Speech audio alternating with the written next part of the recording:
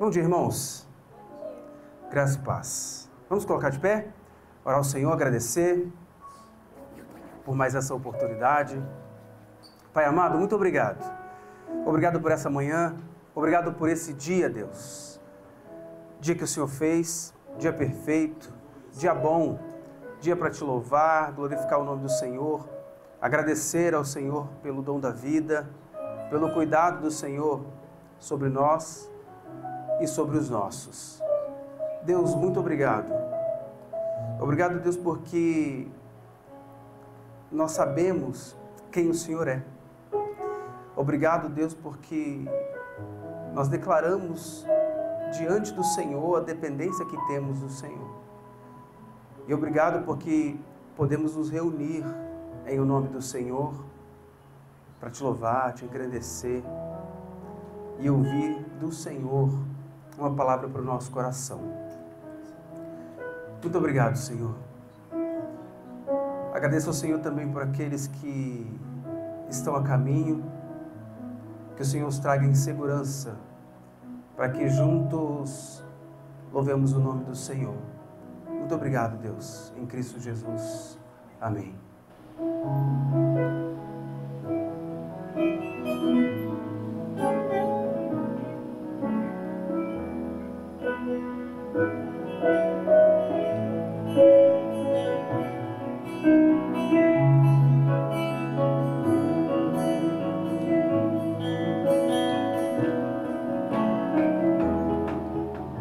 Jesus, em tua presença, reunimos-nos aqui, contemplamos tua face e rendemos-nos a ti, pois um dia a sua morte trouxe vida a todos nós e nos deu completo acesso ao coração. Jesus, em tua presença, Jesus, em tua presença, reunimos-nos aqui, contemplamos tua face e rendemos-nos a ti, pois um dia a sua morte trouxe vida a todos nós e nos deu completo acesso ao coração do Pai.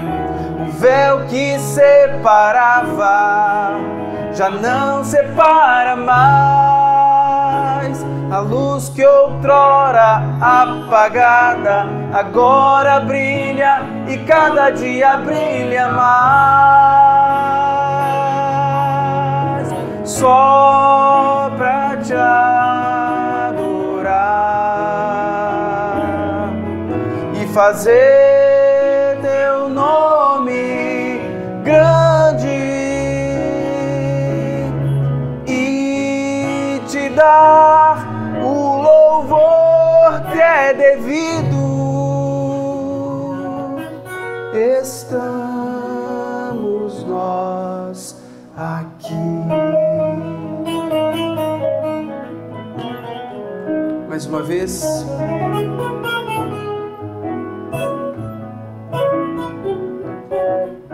Jesus, em tua presença, Jesus, em tua presença, reunimos-nos aqui, contemplamos tua face e rendemos-nos a ti, pois um dia a tua morte trouxe vida a todos nós e nos deu completo acesso ao coração do Pai.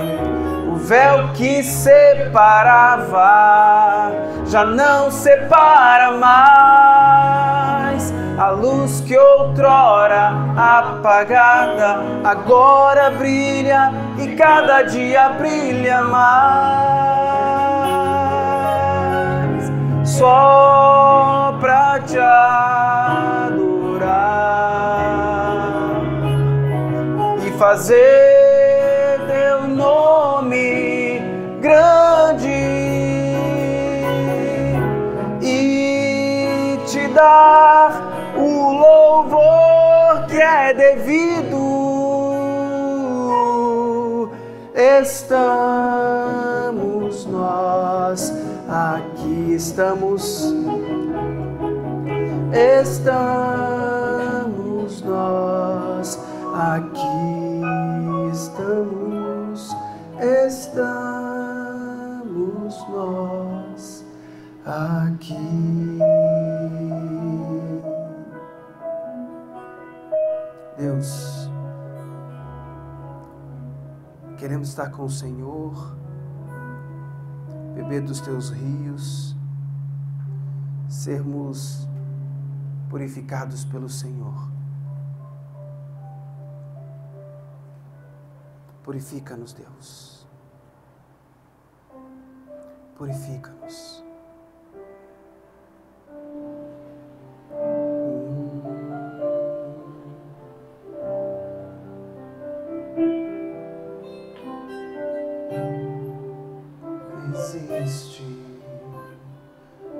Existe um rio, Senhor, que flui do teu grande amor, águas que correm no trono, águas que curam, que limpam,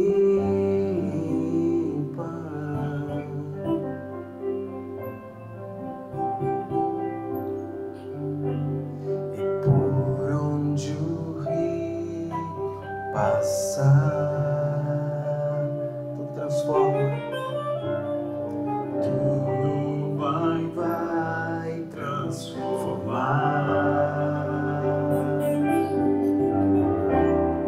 Leva a vida do próprio Deus.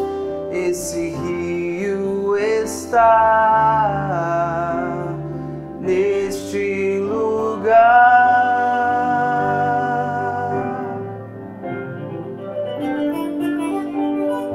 Quero beber do teu rio, Senhor,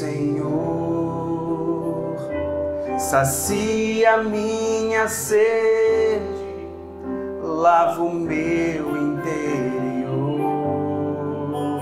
Eu quero fluir em tuas águas.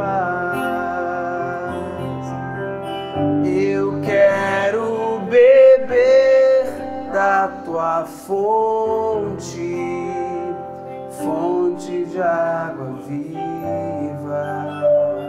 Diga: tu és a fonte, Senhor.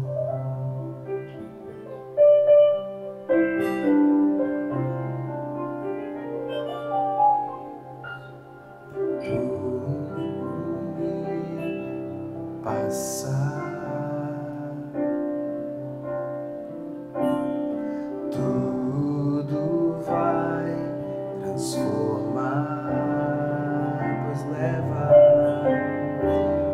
Leva a vida do próprio Deus, e este rio está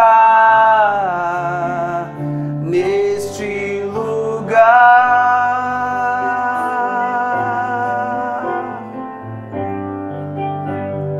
Quero beber do teu rio, Senhor. Sacia minha sede, lava o meu interior. Eu quero beber da tua fonte. Eu quero fluir de tuas águas, fonte de água viva. Tu és, Senhor, tu és a fonte, Senhor, tu és o rio.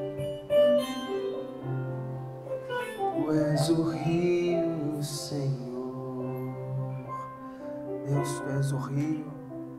Tu és a fonte de água viva que flui no nosso interior. Deus, que nós fluamos nos Teus rios, das Tuas fontes. Pai, que façamos conforme a Tua vontade. Agora, Deus, nós vamos ouvir a Tua palavra. E o que precisamos, Deus, é que essa palavra fale ao nosso coração. Use o Teu servo com poder, com graça, com unção, para que saiamos daqui nessa manhã com a certeza de que ouvimos o Senhor falar. Muito obrigado, Deus. Em Cristo te louvamos. Amém. Bom dia para todos. Quero convidar você a abrir sua Bíblia em Lucas, capítulo 19. Nós vamos fazer a leitura dos versos de número 1 a 10. É o texto que nós vamos meditar nessa manhã e que tem tantas verdades para a gente abstrair aqui dessa passagem que fala de Jesus. Versos de número 1 a 10. Entrando em Jericó, Jesus atravessava a cidade. E eis que um homem rico, chamado Zaqueu, chefe dos publicanos, procurava ver quem era Jesus, mas não podia, por causa da multidão, por ser ele de pequena estatura. Então, correndo adiante, subiu num sicômoro, a fim de ver Jesus, porque ele havia de passar por ali. Quando Jesus chegou àquele lugar, olhando para cima, disse: Zaqueu, desça depressa, porque hoje preciso ficar na sua casa. Zaqueu desceu depressa e o recebeu com alegria. Todos que viram isso murmuravam, dizendo que Jesus tinha se hospedado com um homem pecador. Zaqueu, por sua vez, se levantou e disse ao Senhor: Senhor, vou dar metade dos meus bens aos pobres, e se eu roubei alguma coisa de alguém, vou restituir 4 vezes mais. Então Jesus lhe disse: hoje houve salvação nessa casa, pois este também é filho de Abraão, porque o Filho do Homem veio buscar e salvar o perdido. Quando a gente faz a leitura desse texto, e se você está na igreja há algum tempo, você já viu desenhos, figuras, e a gente olha para aquilo tudo e fica sem saber muito bem o que significa tudo isso. Parece tão simples da gente entender, fala, pô, que verdade esse texto pode ter. Gente, hoje eu queria falar para vocês, principalmente porque a gente está aqui com um grupo já mais experiente, mais velho, alguns são mais jovens. Na vida, existem decisões que a gente toma que parecem ser irreversíveis.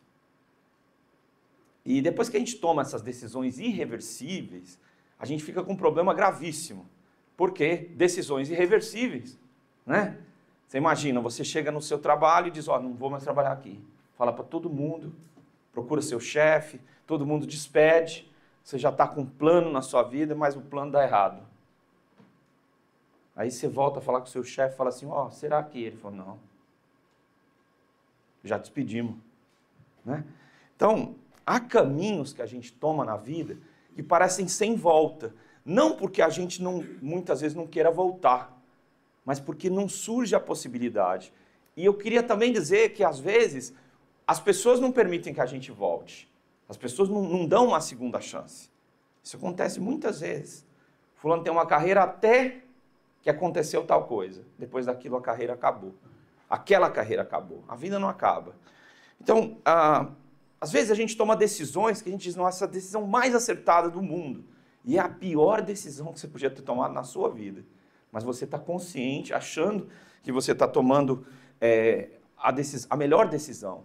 E existem decisões ou existem coisas que a gente opta na nossa vida e que aparentemente são as pessoas que vão determinar o nosso futuro. Muitas vezes, a gente tem a impressão de que são as pessoas ao nosso redor que vão determinar e vão dizer assim: olha, seu futuro vai ser assim ou vai ser assado. Muito bem, eu queria falar sobre a história de um homem, tá? E queria explicar um pouquinho da história de Zaqueu. O tema que a gente vai abordar hoje é a bondade de Deus, o caminho do retorno, o retorno para o próprio Deus. A gente vai falar disso hoje. E eu queria começar dizendo uma coisa, explicando para vocês.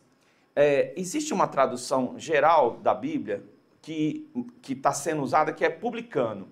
Mas publicano, que é no latim publicani, era o indivíduo que era o chefe dos cobradores de impostos. Então Levi era um cobrador de impostos, conforme a Bíblia diz. Ele não é um publicane. Por que é um publicane? O publicane, a palavra para ele está sendo usada exatamente no caso de Zaqueu, que é arquitelones, que é o maioral dos cobradores, ou seja, o cara que contrata outros para cobrar impostos. Tá? Para quem que eles cobram impostos? Para Roma. Roma domina os povos e só pelos povos serem dominados, eles são obrigados a pagar impostos. O que mudou entre os romanos? Eles não esperam que reis paguem os impostos. O cidadão daquela província é obrigado a pagar o imposto. Tá? Então, o Zaqueu, ele é muito odiado, porque ninguém gosta de pagar imposto. A gente brasileiro se incomoda com os preços das coisas, porque a gente sabe que está embutido o imposto. Mas imagina se esse imposto fosse para outro país, que era exatamente o que acontecia. Então, ele é um publicane, ou seja, se tem um cara que é responsável pela cobrança de impostos na região inteira de Jericó, é ele. Você quer odiar alguém? Zaqueu. Tá? Todos os outros cobradores de impostos prestavam conta para Zaqueu, que é publicane. Tá? Havia um imposto sobre a terra. Como assim? Mais ou menos parecido com hoje. Você não paga um imposto todo ano, mas a terra é minha. Mas para os romanos, já que a terra é sua, ela não é sua, é nossa. Então você vai pagar para nós um imposto. Havia a mercadoria e os cobradores de impostos, eles ficavam nas estradas. Então, assim como hoje, havia muitas vezes a possibilidade da pessoa pagar o imposto algumas vezes. Não, mas eu já carreguei isso aqui. Não. Você estava carregando outra coisa, agora você está carregando isso aqui, vai pagar. Então, o contato com o cobrador de imposto não é igual nós temos, um contato distante. Não, o contato era físico. E o que acontece? Os povos que eram dominados odiavam os publicanos e odiavam os cobradores de impostos. Odiavam. Por quê? Porque era o símbolo de que eles não eram mais donos da própria terra. E que aquele dinheiro ia fazer com que os romanos ficassem cada vez mais posudos, pomposos, cheios de glória, enquanto o país deles ia continuar empoeirado, com menos coisa e com gente muito pobre e miserável. Tá? Eles tinham poder. Então, por trás de um cobrador de impostos, tinha Roma. Se o cara agredisse um cobrador de imposto, ele está agredindo quem? Roma. Então, sempre havia um aparato. Então, gente, como é que um cobrador de impostos, muito conhecido, vai no meio de uma multidão sem soldado romano atrás? Fica difícil. Por quê? Porque eles são muito odiados. E eles só não são mortos porque Roma está por trás. Mas eles são odiadíssimos, eles são muito odiados. Então, a gente está falando sobre o único caminho de retorno, que é a bondade de Deus. Em primeiro lugar, eu queria compartilhar com você uma coisa que eu acabei de falar na introdução. Vamos lá? Quando não há mais como voltar. Ou seja, Zaqueu já era cobrador de impostos, ele era rico, tá? Porque ele ganhava um percentual e porque também ele tinha que ter já uma influência antes de ser cobrador de imposto, porque os publicani geralmente eram romanos. Eles só iam nomear um judeu para ser publicani se ele tivesse poder aquisitivo, influência e assim por diante. Então, Zaqueu era um judeu, exceção, publicani, rico. Tá? Não tinha mais como ele voltar. Ele já era rico e agora ele era um prestador de serviço para Roma. Então, ele era uma pessoa religiosa. E por que o caminho para ele é sem volta? Que eu queria mostrar para vocês. Porque a religião não os aceitaria. A religião chamava de publicanos e pecadores. Tá? Significa assim, o que você pode fazer de pior? Ser cobrador de imposto. Isso é o lixo. Então a religião não os aceitaria. Então, constantemente, Jesus ele era recriminado, porque tinha muito cobrador de impostos que seguia Jesus. Porque Jesus dizia que ele era o caminho, o cara não tem mais outro caminho. Então, ele ia para Jesus, porque na religião não tinha caminho para ele. Os homens politizados, quem entendia de política, não queriam um publicano na casa dele. Tem festa? O publicano entrou, acaba a festa, ou ele sai. Eu estou usando a palavra publicano, mas cobrador de impostos. Chegou um cobrador de impostos, acabou, sai. Você não é nosso, você não é judeu, você é romano. Então os homens politizados não os queriam. Seus pecados eram públicos. O que ele está fazendo é um pecado, ele está destruindo a nossa nação, ele está destruindo a religião da nossa nação. Então todo mundo já o categorizava, o pecado desse cara é público. O que acontece quando a gente tem um pecado público? Gente, desculpa. Qualquer lugar do mundo tem um tom de provincianismo, sabe? Que é determinar algumas coisas que as pessoas não podem fazer, tá? Então, que são erradas. As pessoas fazem coisas erradas, quando é em segredo, sem problema. Mas se fica público, aí sai nas mídias. Aí isso é muito errado.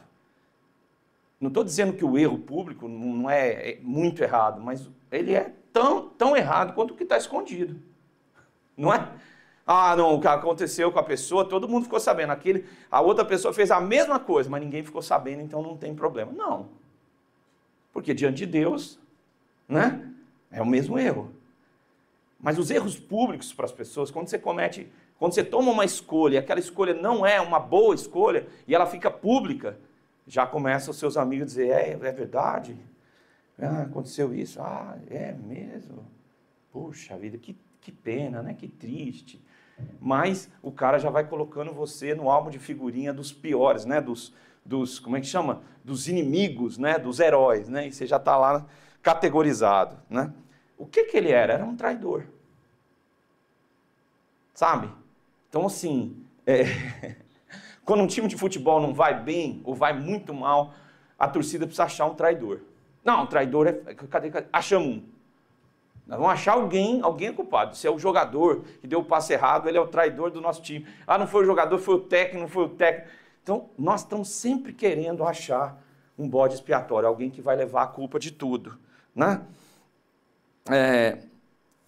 A noção geral de todos é que se o cara é um cobrador de impostos, logo ele é desonesto. Então, isso que eu queria explicar para você, para a gente entender e você não falar assim, mas o Zaqueu, você não perguntar, o Zaqueu roubava ou não roubava? Você que está acompanhando a gente aí, nesse tempo que se chama hoje na internet. Zaqueu, ele roubava ou não roubava? Deixa eu explicar. Ele pega o dinheiro dos judeus e dá para os romanos. Só essa ação, o judeu já acha desonesto. Está entendendo? Então, de qualquer jeito, para um judeu, ele era desonesto. Agora, cobrou 2 vezes. Eu fiquei pensando em melancia o tempo inteiro, que não é o que vai ter em Israel. Mas passei com cereal aqui, era um tipo de cereal. Voltei com outro tipo de cereal, o cara cobrou 2 vezes. O cara cobrou... aliás, passei com o cereal para ir e voltei com o mesmo cereal, o cara cobrou 2 vezes, dizendo que era 2 cereais. Não é justo. Então, havia incidência de impostos excessivos. Alguma novidade, não? Alguma novidade hoje que existe uma... Então, só que aquilo era o quê? Uma pessoa que simbolizava isso, o cobrador de imposto. E quem era o decisor, o maioral deles de Jericó, que era Zaqueu. Então, de qualquer jeito, ele era desonesto. Mas o texto diz uma coisa, que ele procurava ver Jesus. E esse verbo no grego, ele dá que a Bíblia, o Novo Testamento foi escrito em grego, dá a sensação de que ele tem uma busca mesmo, por ver quem é Jesus. Só que ele percebe 2 coisas que a gente já explicou para vocês. Ele não pode estar no meio da multidão. Ele pode até ir meio disfarçado, né? Porque ele não vai ser bem recebido. Mas ele também não tem altura, ele tem um segundo problema, ele não tem estatura para ver Jesus. Então ele precisa ficar pertinho de Jesus, mas ele não consegue. Ele não consegue ver Jesus, tá? Então ele sobe num sicômoro, uma árvore comum, e aí as mulheres vão entender disso mais do que os homens. O judeu usava uma espécie de saia longa. Uma saia longa não é uma coisa legal, por mais que você esteja de subir na árvore, né? E a gente, os homens, entendem isso. Subir na árvore assim, no meio de uma multidão, não é coisa para adulto. Todo mundo vai rir de você. Se você estiver em cima de uma árvore, cara, o que é isso? Coisa de moleque. Mas foi a única saída que Zaqueu teve, porque ele queria ver quem é Jesus. Mas eu queria dizer para vocês que quando a Bíblia diz que ele queria ver Jesus, não é incidental. Ele não queria olhar para Jesus. As ações dele mostram que ele estava preparado, que ele queria ver Jesus. Mas ele não pode estar com Jesus. Ele sabe disso. Na opinião dele, ele não consegue se aproximar. Porque os caras vão olhar, vão reconhecer, vão ver a roupa, vão vê-lo, e ele não pode estar com Jesus, né? As pessoas da multidão não vão permitir redenção. Logo que elas reconhecem que é Zaqueu, elas dizem, ei, não, esse não. Jesus, o senhor é profeta, mas não vê tudo não, esse cara não presta. As pessoas não vão permitir redenção. E eu queria falar uma coisa assim muito dura para nós aqui e para você que está acompanhando na internet. As pessoas, elas não redimem as outras. É assim que funciona o mundo. Ah, não, elas vão ser boazinhas comigo. Não vão ser. Sabe por quê? As crianças já estão disputando nas classes o lugar delas. Quem é que manda? Nós somos territoriais. As mulheres não, só os homens, né, gente? Tá bom? Então, assim, brincando com vocês. Então, nós somos seres territoriais, né? As mulheres do jeito dela, os homens também, somos territoriais. Então, a gente não vai conceder perdão para muitas pessoas, não. Mesmo que a gente não saiba, a gente tá num cenário onde a gente não vai redimir muita gente, não. A gente vai olhar, vai julgar e vai condenar muitas vezes. Ah, mas isso é o que Jesus faria? Não, mas é o que muitos de nós faríamos, né? Ele não consegue deixar de ser ele para estar na multidão.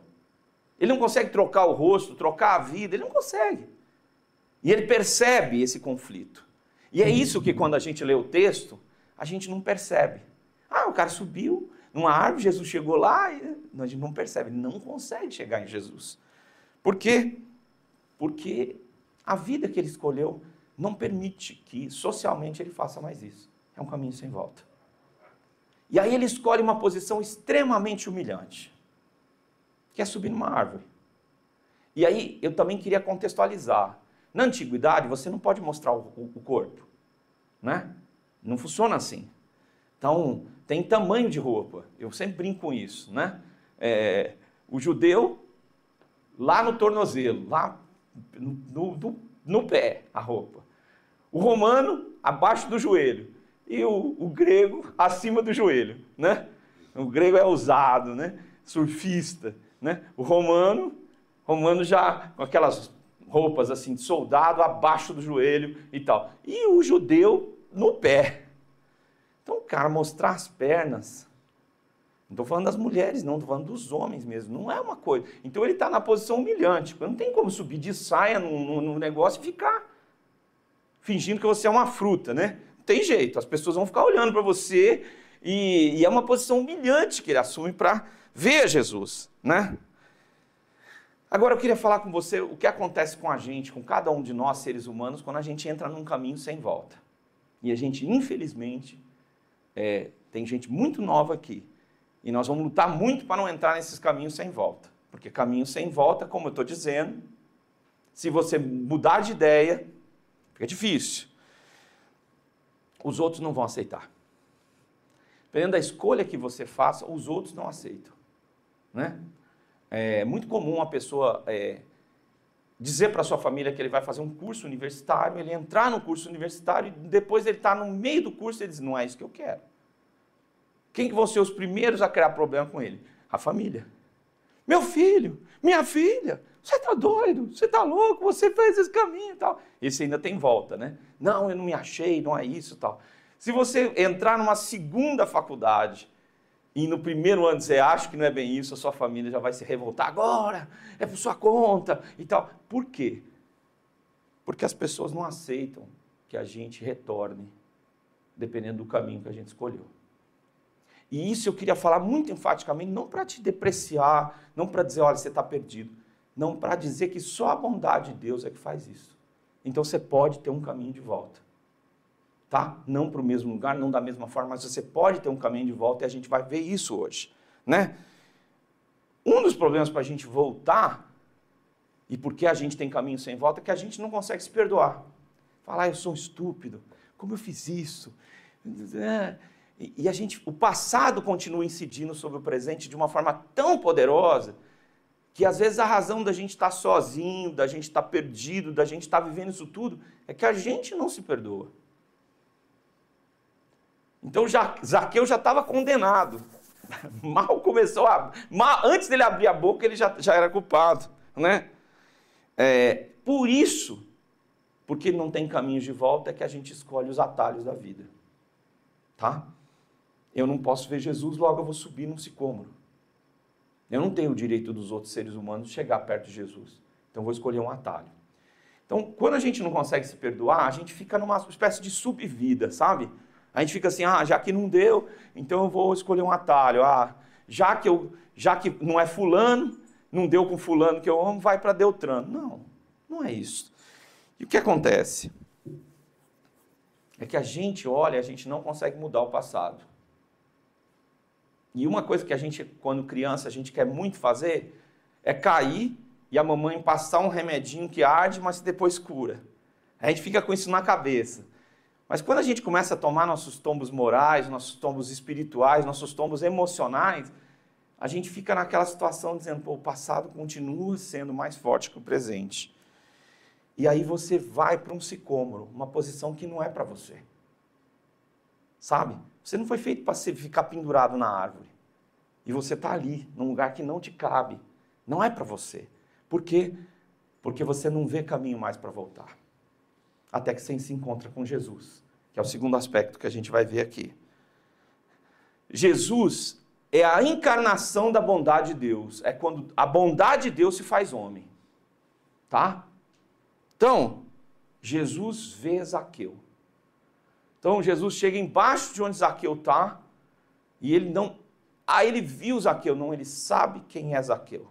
Ele diz, Zaqueu, desce depressa, eu vou na sua casa hoje.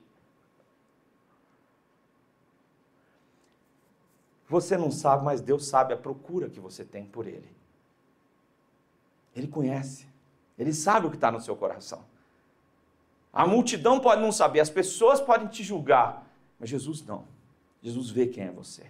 Ele sabe o nome de Zaqueu. Sei quem você é. Eu sei seu nome. Eu sei que você é rico e que você é maioral dos cobradores de impostos. Mas aí Jesus diz, o momento é agora. Desce depressa. Ele falou assim, não. Nós vamos começar aqui um debate político-religioso messiânico. Não, Jesus diz, desce depressa. É agora que eu vou fazer a obra. É agora, desce agora. E tem uma coisa que já é incrível. Mateus, que é um cobrador de imposto de uma outra região, tá? Não de Jericó, mas de Cafarnaum, distante dali, um pouco distante, é discípulo de Jesus. E Jesus escolheu um cobrador de imposto para ser seu discípulo. O nome dele é Levi e Mateus, que foi quem escreveu o Evangelho. Então já tem alguém que segue Jesus e que é cobrador de imposto. Mas ele afirma uma outra coisa, eu vou na sua casa. Eu vou à sua casa. Vou fazer uma visita para você. O que isso quer dizer? Ir na casa de uma pessoa na antiguidade não é a mesma coisa que hoje a gente... É parecido, vocês vão ver que é parecido. Mas eles dizem o seguinte, quando você vai na casa de uma pessoa, você se associa com ela. Você vai ser um associado de Zaqueu, Jesus. Por isso você não pode ir na casa dele. Tá? Você vai compactuar, vai fazer pactos com o que esse homem, cobrador de impostos para os romanos, fazem. Você vai compactuar com ele. Você vai ferir sua santidade. O senhor é um Messias, o senhor é um cara puro. O senhor vai entrar na casa desse homem pecador, o senhor vai ficar contaminado. Tá?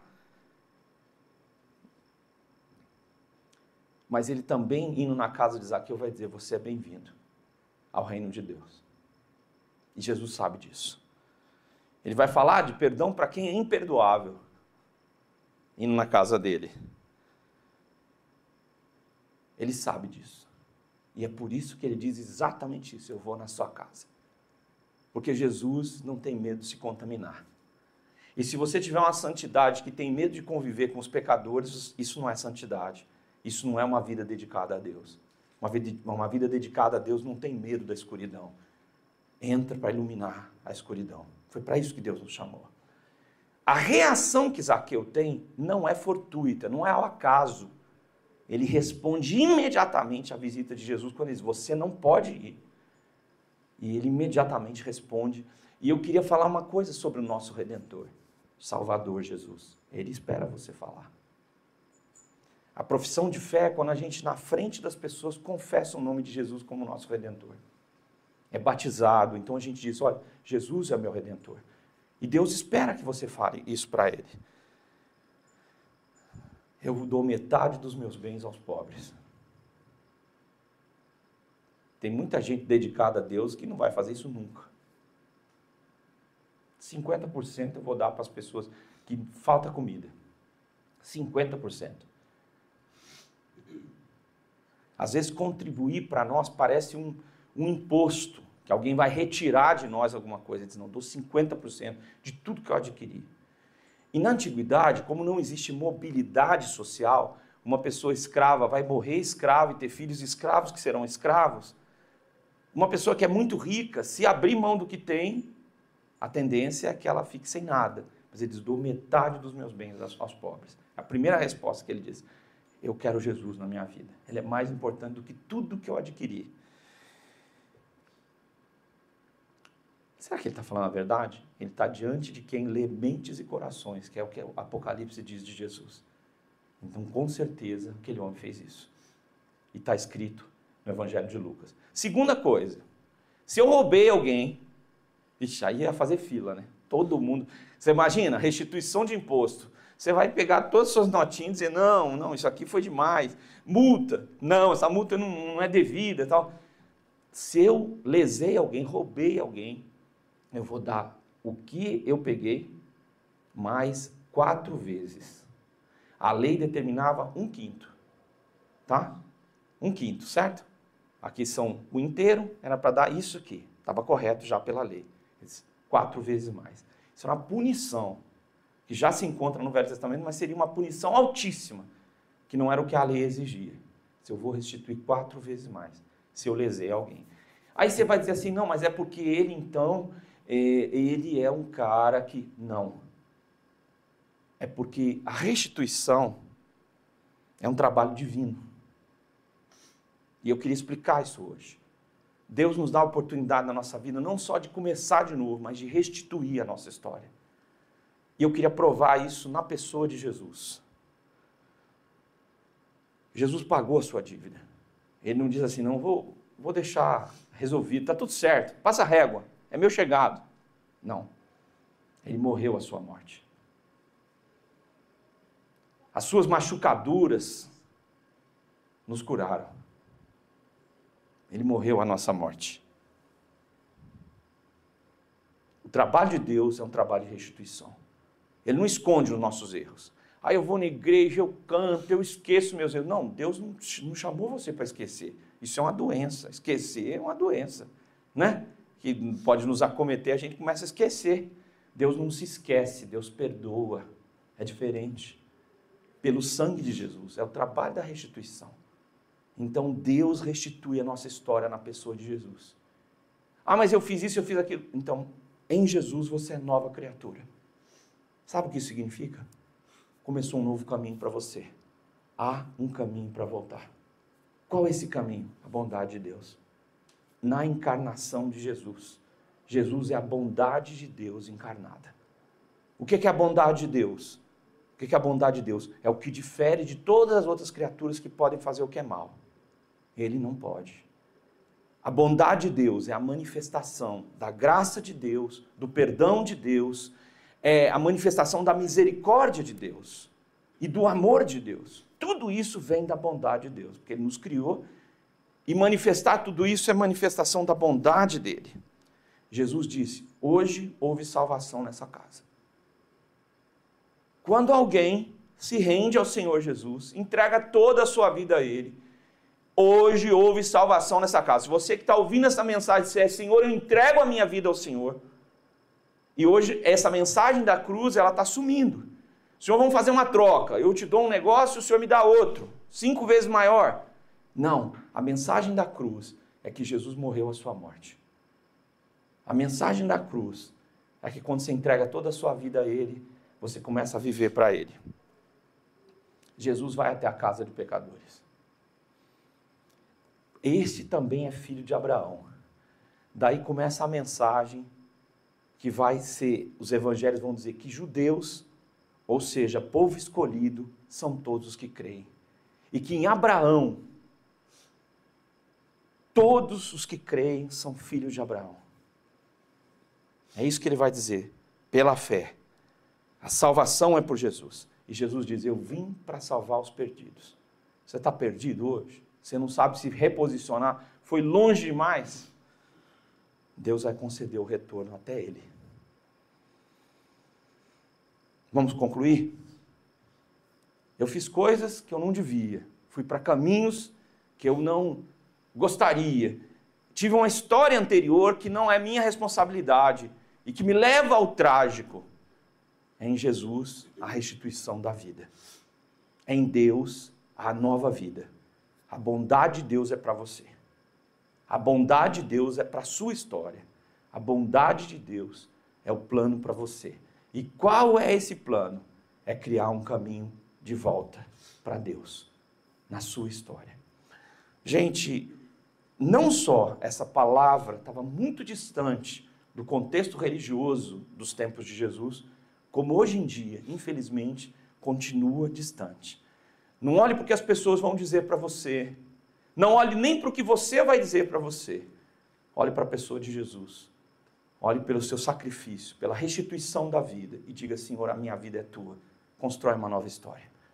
Geralmente, quando Deus entra na história, ou indubitavelmente, quando Deus entra na nossa história, Ele faz muito melhor do que a gente planejando em situação perfeita. Vou escolher a melhor companhia para a minha vida, vou escolher o melhor trabalho, tudo que você fizer, ainda sem Deus, nunca vai ser como uma vida nova em Deus. Ele vai dirigir a sua história. E hoje é o dia. Desce depressa. Vou fazer agora, porque eu posso. E é nessa confiança que nós entregamos a nossa vida a Ele. E é nessa confiança que você que ouviu essa mensagem, no tempo que se chama hoje, você também pode ter redenção e restituição na pessoa de Jesus. Tá bom? Que Deus abençoe a vida de vocês. Que Deus abençoe a história de vocês. Em nome de Jesus. Tá bom? Queria convidar vocês para ficarem de pé. Nossa mensagem da manhã ela é mais abreviada mesmo. A gente separa um tempo para um cafezinho, para conversar, conhecer os nossos visitantes. Por favor, diga seu nome. Neisa. Seja bem-vinda, Neisa, viu? Receba os cumprimentos aí daqueles que fazem parte da redenção, que estão próximos de você, viu? Seja muito bem-vinda. Nós vamos conversar ali no cafezinho ali. Tá bom, Neisa? Deus abençoe. Hoje, no finalzinho do nosso tempo, nós vamos deixar o nosso QR Code, que é a sua maneira de apoiar os projetos que a gente está fazendo, tá? E aí, geralmente eu escolho o cafezinho para a gente contar algumas novidades. Tem muitas para contar. Eu só vou contar uma antes da nossa oração, muito rapidamente. Primeiro domingo de julho, nós somos uma igreja em plantação aqui. Somos uma igreja de ordem presbiteriana e com o nosso jeito, com a nossa cara contemporânea, num prédio de rádios. Mas no dia 1 de julho, no primeiro domingo de julho, nós vamos nos constituir como pessoa jurídica, tá? Então é um dia muito especial. É um dia que nós recebemos formalmente os membros, aqueles que já são, nós recebemos. Nós vamos eleger nossos líderes, que são aqueles que, de fato, acompanham a nossa contabilidade, prestam conta para a comunidade. Não é o pastor, vou dar o dinheiro para o pastor, não tem nada de dinheiro do pastor, nada disso. Sempre tem um representante da igreja. Então, são nossos presbíteros e um diácono. Nós vamos eleger também para os nossos projetos. Então, primeiro domingo de julho, é muito importante que você já se prepare para esse tempo especial, porque isso chegou um tempo que a gente, para continuar nosso trabalho, a gente precisa normalizar algumas coisas. Vamos orar? Senhor, eu abençoo estes meus irmãos e minhas irmãs, em nome de Jesus. E agradeço, Senhor, pela restituição em Jesus. E agora que a graça de nosso Senhor e Salvador Jesus Cristo, o amor eterno de Deus o Pai e as consolações do Espírito Santo de Deus sejam sobre vocês, no nome do nosso Deus, hoje e para todo sempre. Amém. Vamos louvar ao Senhor com essa última canção. Que Deus abençoe a sua vida, que Deus, que sempre concede vida, conceda um novo caminho para você. Não tenha sobre ti um só cuidado, qualquer que seja, pois somente um seria muito para ti.